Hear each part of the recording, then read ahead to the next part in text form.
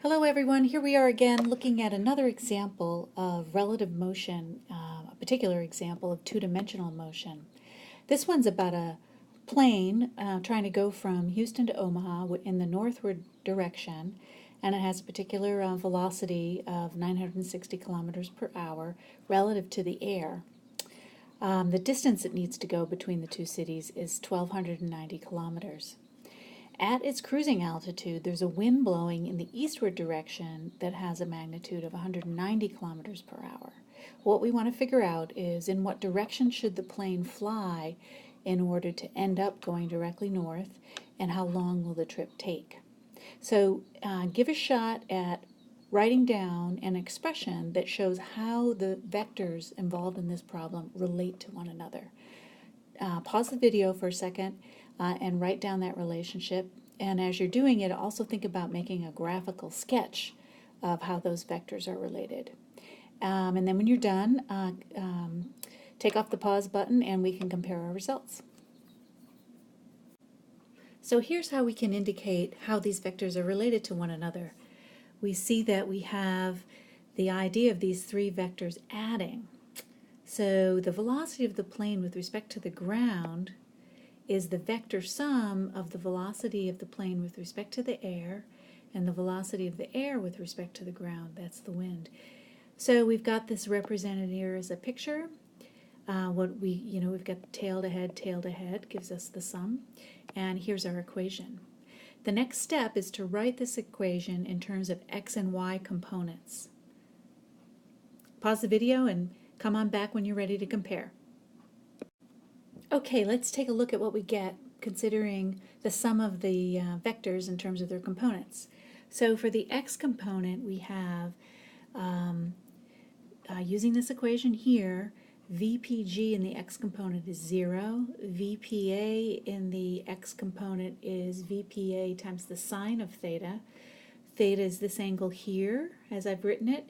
And if you think about the sine being the opposite over the hypotenuse, you can see how we want the sine component there. And finally, in the x component is the magnitude of the velocity of the wind, the air with respect to the ground. In the y direction, VPG in the y direction is just its magnitude. VPA in the y direction is this component, and that's the adjacent to the angle, so that's going to be VPA times the cosine.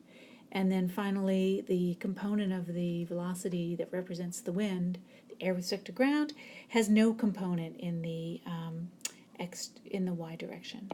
It's all in the x direction. So these are our two equations that we get from considering the components of the vector equation we had before. So now pause the video and solve for theta. What direction should the plane fly? And then come on back and check.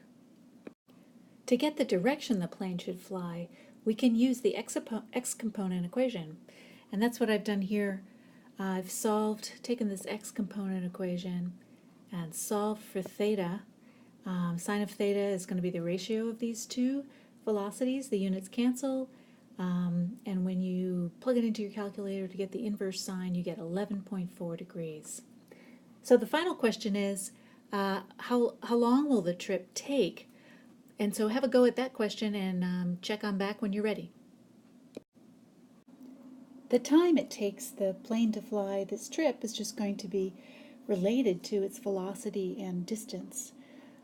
As you can see here, we've written the velocity of the plane with respect to ground is equal to the distance it travels over the time it takes.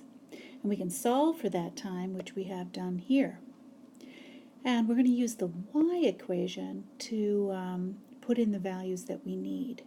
The distance is 1,290 kilometers, which were given in the problem. And VPA cosine theta is from the y equation, and we have VPA as 960 kilometers per hour. I have to make that correction. Sorry about that. That's per hour.